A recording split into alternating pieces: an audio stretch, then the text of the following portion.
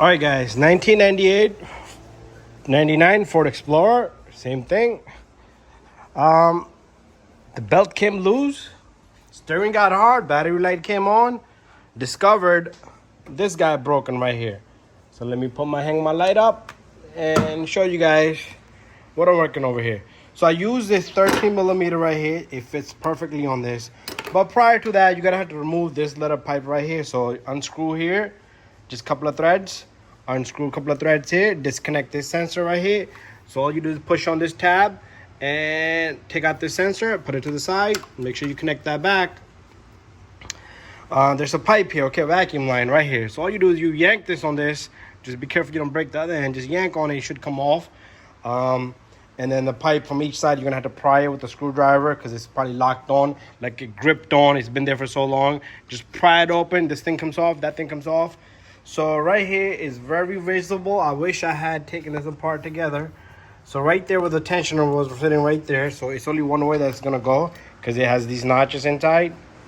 Anyways, so this thing was sitting in there just like that, and I ended up using a 13 millimeter wrench counterclockwise, meaning you're gonna have to turn this way. So what I did was going in there, I turned, and then it was able to loosen that up, and I was able to turn this by hand, and this baby came out. So I don't know what caused it, but you do need to check every single pulley. Like this alternator is nice and free. This idler pulley is nice, and there's no play, no noise. Compressor is good. Also, the compressor itself, the clutch has to turn. Power steering pump, and then down below you have a water pump. So if we turn this fan, everything will just turn with it. So that thing is nice and beautiful. There's no like slack into it. Anyways, waiting on a new we do got a guide right here. So this is how the tensioner is supposed to be. It broke and it went the other way around. A belt started grinding over here. No damage to the belt. It must have been slow, and she shut it off and bring me the car. So I'm waiting for the new pieces, and then we'll put it back together. Oh, we got the new part here. Gate. We're gonna open this baby up. Inside we're gonna have a tensioner, and it probably doesn't come with the bolt.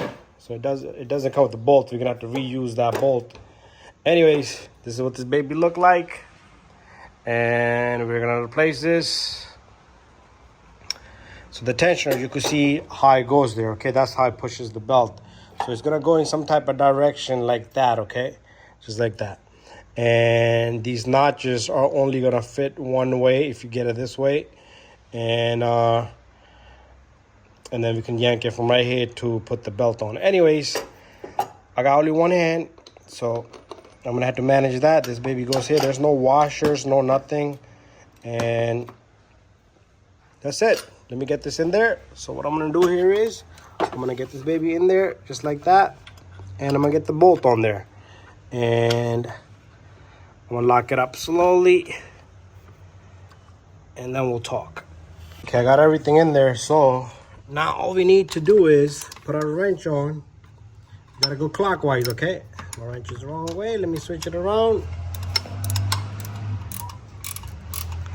So make sure you catch your threads first. Nice and easy.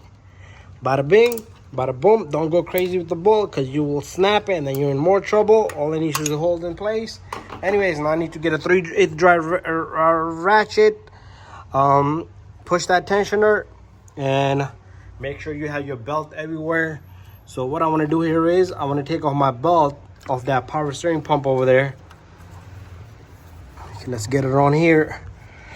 Make sure your belt is nice and good everywhere. Oh, don't forget to put power steering fluid in it because we turned the wheel, drove the car in, and it pushed everything out. So we do got the belt off here. We do got it on the crank is kind of off. So I'm gonna fix it. I'm gonna yank this tensioner, and once I'm done, I'm gonna show you guys. Okay, so I got the tensioner in. So this is what you're gonna do. Put this baby right here, and then you could just yank it, or you could just push it by hand. It's not that heavy duty. So anyways, make sure you check your belt everywhere. Make sure it's all good on the crank. And do I see a pulley down there? Okay, yeah, that's a crank pulley. Okay, so it's all done and set. This baby should come off. And all I need to do is put this pipe in. Make sure you put this connector in. Make sure you put this pipe in. Make sure you put the clamp here. Make sure you put the clamp there. Everything is nice and set. make sure you put your fluid in and start it up if that's the case you had. But if you had anything else jammed up, you got to check everything and replace it. Anyways, thank you for watching my video. I'll show you once it's running. Okay, so the battery lights and everything is gone. I did top off the fluid. I used power steering fluid there, and everything is running and fine. Let the alternator charge up your battery. Let's take a look at our retentioner. It's doing good down there. Perfect. Anyways, thank you for watching my video. Few more things. You might want to, your steering might have a noise. It might do like it's, you can feel a stiffness. Like there you go, I felt the stiffness in it. So, but it's gonna take time for the air to come out. So turn right, left, right, left, right. Just give it some time, okay? Let it run. Good 10-15 minutes. Then let it sit down. Turn it off. Let it sit down for 10-15 minutes. All the bubbles and everything will come out of the system, but it takes time. You don't have to do no bleeding. It will self-bleed, okay? Just let it run. Turn right, left. Sometime when you shut it off, it's gonna start to shoot back up.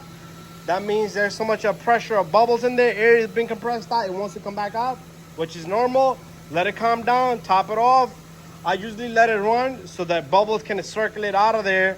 And after that, I do a final top off. This customer shut the car off. If you did not shut your car off, your antifreeze came out, you gotta top off your antifreeze, let the battery charge. So that's it. Thank you for watching.